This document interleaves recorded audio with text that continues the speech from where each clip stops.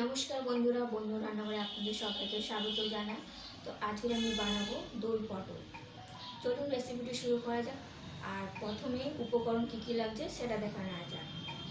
তো প্রথমে আমি এখানে পটল কেটে নিয়েছি, আলু গোট করে কেটে নিয়েছি, এখানে জিরে, টমেটো, আর এখানে তেজপাতা আর জিরে, আর এখানে হলুদ, এখানে দই।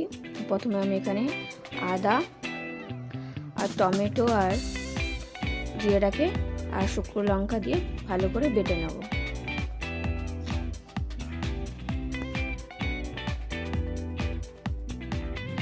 আর এদিকে ননস্টিক প্যানে ভালো করে গরম করে নিয়েছি, এর মধ্যে দিয়ে দিচ্ছি সর্ষের তেল পরিমাণ মতন।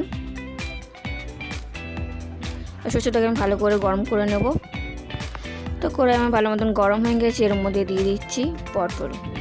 তো পটলগুলোকে দিয়ে ভালো করে উল্টে পাল্টে ভেজে নেব। তো পটলটা যতক্ষণে ব্রাউন কালার হচ্ছে ততক্ষণ আমার মতো নিয়ে যেতে হবে।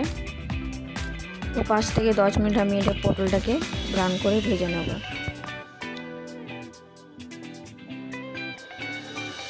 তো দেখতে পাচ্ছেন 15 মিনিট পর পটল আমার ব্রাউন করে ভাজা হয়ে গেছে। তো আরেকটুখানি নেড়ে চেড়ে ভেজে নেব। তো ব্রাউন করে ভাজা হয়ে গেছে, তো এরপর আমি নামিয়ে নিচ্ছি।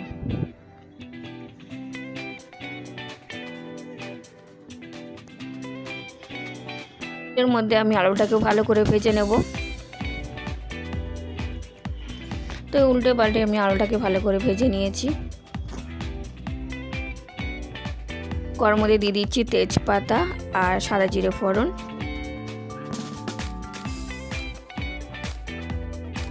তো আগে থেকে যে মশলাটা বেটে রেখেছিলাম সেই মশলাটাকে আমি এখন দিয়ে দেবো।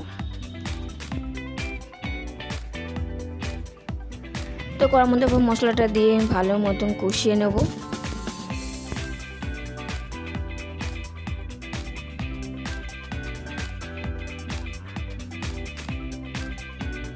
এটা দিয়ে 1-2 মিনিট মতন ভালো করে নিয়ে নেব, যাতে মশলা যাতে না ধরে যায়।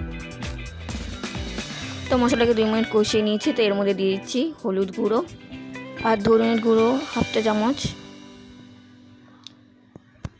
লঙ্কার গুঁড়ো হাফ চা চামচ, আর জিরের গুঁড়ো হাফ চা চামচ, যেহেতু আমি বাটাতে দিয়েছি।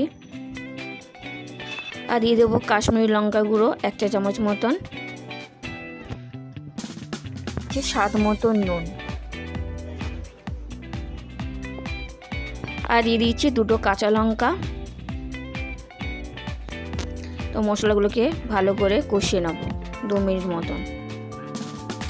আর সামান্যের মধ্যে আমি জল দেব, দিয়ে 2 মিনিট মশলাটাকে আমি কষিয়ে নিচ্ছি।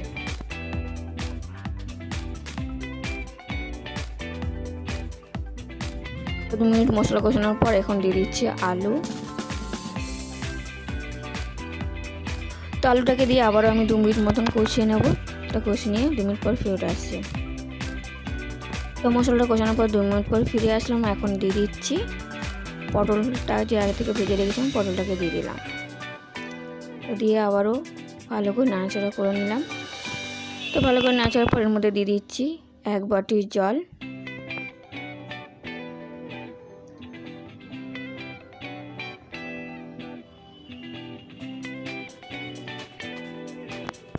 তো এখানে আমি জল দিয়ে আমি আবারও 5 মিনিট ঢাকনা দিয়ে আমি রান্নাটা করে নেব। তো 5 মিনিট পর ফেরত আসছি। তো 5 মিনিট পর ফেরত আসলে আমরা ঢাকনাটা তুলে দেখিয়ে নিচ্ছি আমার আলু আর পটল ভালো মতন সিদ্ধ হয়ে গেছে কিনা।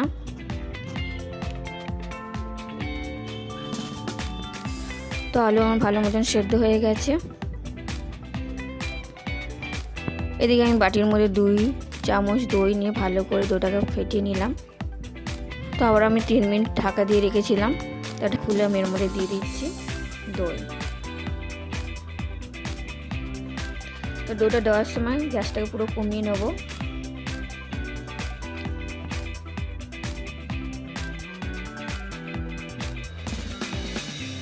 তো দইটা উপর থেকে দিয়ে দেবো।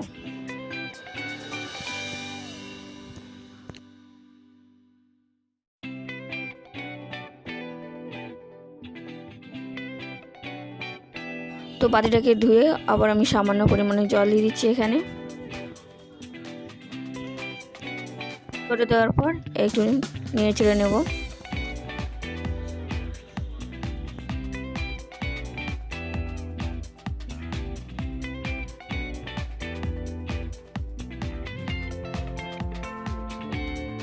তো উপর থেকে এখন দিয়ে দিচ্ছি সামান্য পরিমাণে চিনি।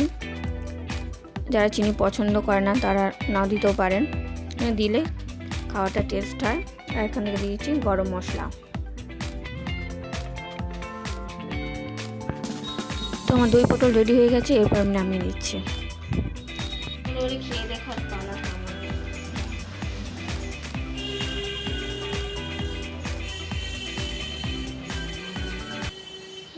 এই রেসিপি যদি আপনাদের ভালো লেগে থাকে তো লাইক, শেয়ার, সাবস্ক্রাইব করতে ভুলবেন না।